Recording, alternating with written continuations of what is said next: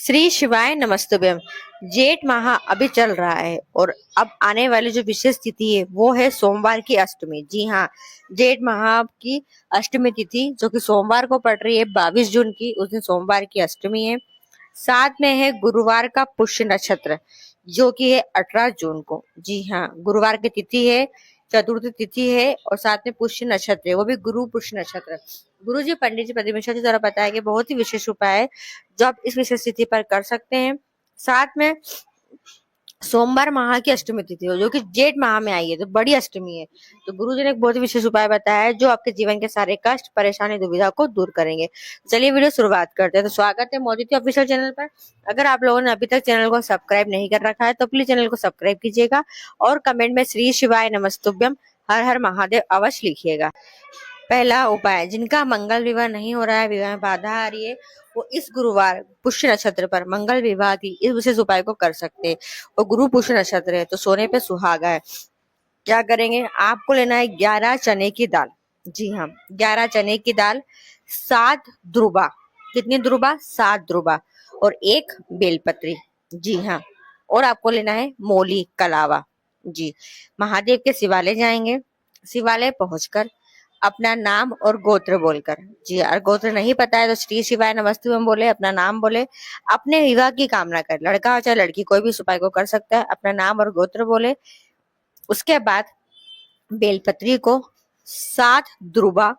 जी हाँ, और आपको लेना है 11 चने की दाल और एक छोटा सा गुड़ का टुकड़ा भी लेना है।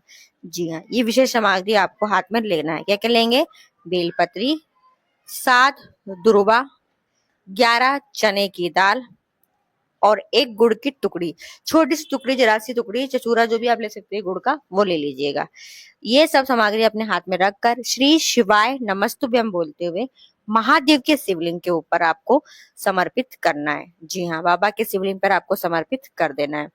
शिवलिंग पर समर्पित करने के बाद आप क्या करेंगे, आप जो मोली लेके गए, जो कलावा लेके गए, उस मोली से महादेव और माँ पार्वती का गठबंधन करेंगे। केवल आपको, जैसे हम फूल की माला पहनाते हैं तो महादेव माँ पार्वती को साथ में कैसे पहनाओगे, सेम वैसे ही आपको मोली से महादेव और माँ पार्वती का गठबंधन कर देना है। एक ही बार धागे को लपेट देना है। बस इतना सा करना है। मंगल विवाह होकर ही रहेगा। उम्र कितनी बढ़ गई हो, कोई भी ग्रह आपके खराब चल रहे हो, सारे ग्रह नक्षत्र आपके अच्छे होंगे और आपके विवाह के योग बनेंगे और आपका मंगल विवाह बहुत जल्दी संपन्न हो जाएगा। तो गुरु पुष्य नक्षत्र है, सच्चे दिल से पूरे विश्वास के साथ विवाह की कामना करते हुए इस सरल से उपाय को अवश्य कीजिएगा। दूसरा उपाय, यह उपाय है सोमवार की अष्टमी का। जी हाँ, और यह अष्टमी का ऐसा उपाय है कि हमारी कोई भी मनोकामना हो, कोई भी दिल की इच्छा हो, वह अवश्य पूरी होती है। जी हाँ, सोमवार की अष्टमी का बहुत ही अचूक और विशेष उपाय है। जी हाँ, और अटूट उपाय है कि मनोकामना पूरी होती ही होती है। तो करना क्या है आपको, तो आपको लेना है 31 हरे मूंग के दाने। जी हाँ, 31 हरे मूंग के दाने, 31 चावल के दाने और 31 ही बेलपत्री। जी हाँ, सब 31 31 लेना है। जी हाँ, मतलब ये उपाय ऐसा है कि कभी टलता नहीं है उपाय। हम जिस भी कामना से करते हैं वो मनोकामना अवश्य पूरी होती है। तो क्या क्या सामग्री लोगे? 31 चावल के दाने, 31 हरे मूंग के दाने और 31 बेलपत्री। ये तीनों सामग्री लेकर महादेव के शिवालय जाएंगे। शिवालय पहुंचकर आपको अपनी मनोकामना बोलकर सबसे पहले महादेव की चौखट पर ही, जी हाँ, सबसे पहले महादेव की चौखट पर आपको 31 चावल के दाने समर्पित करना है। चावल बहुत शुभ होते हैं, बहुत अक्षत अक्षत है।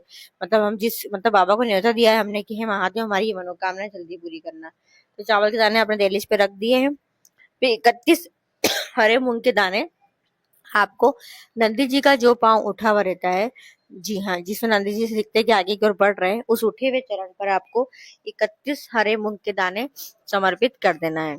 अब बची है 31 बेलपत्री।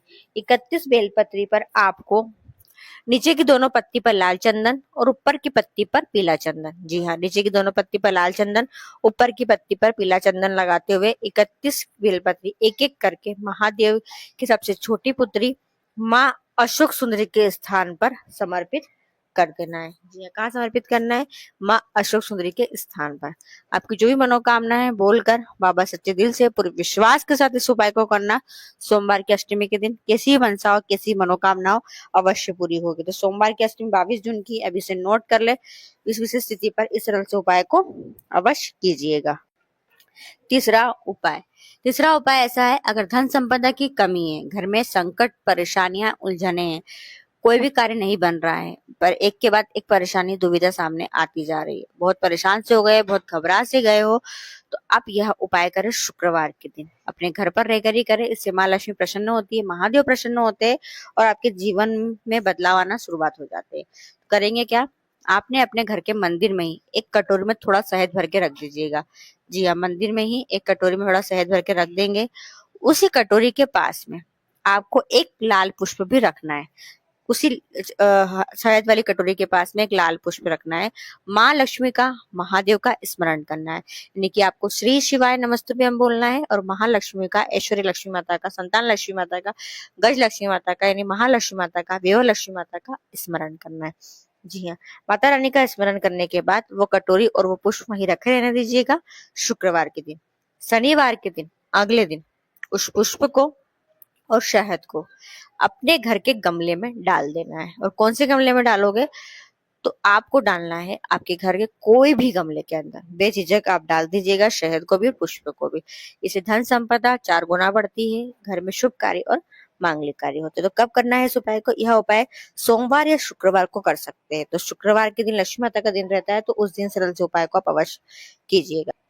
चौथा उपाय, यह उपाय है, घर के अंदर बहुत नेगेटिविटी, बुरी बलाएं, बुरी नजर, बहुत परेशान से हो गए, पहले अच्छे थे और अब परेशान से रहने लगे हो, बीमारी है, रोग है, कष्ट है, शुभ कार्य नहीं हो रहे, मांगलिक कार्य नहीं हो रहे, बच्चों का विवाह नहीं हो रहा है, तो सोमवार की अष्टमी के दिन अशोक की पत्ती से, जी हाँ, अशोक की पत्ती से करने वाला यह विशेष उपाय है।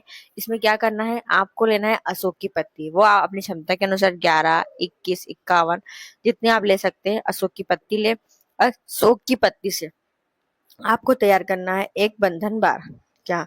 एक बंधन बार बनाना है, जो कि आप मोली से बांध लेंगे। अशोक की पत्ती से सुंदर सा बंधन बार बनकर तैयार हो जाएगा। ये बंधन बार आपको आपके घर के मुख्य द्वार पर, मेन चौखट पर बांध देना है। जी हाँ, मेन चौखट पर बांध देना है सोमवार की अष्टमी के दिन। ये कम से कम 8 दिन तक आपके घर में बंधा रहे, इस बात का विशेष ध्यान रखें। 8 दिन तक बंधे रहने दें। 8 दिन पूरे हो जाए तब उस अशोक की पत्ती को आप निकाल कर ठंडा कर सकते हैं, विसर्जन कर सकते हैं। बहुत विशेष उपाय है, सरल सा उपाय है। तो 22 जून को सोमवार की अष्टमी है, इस सरल से उपाय को अवश्य कीजिएगा।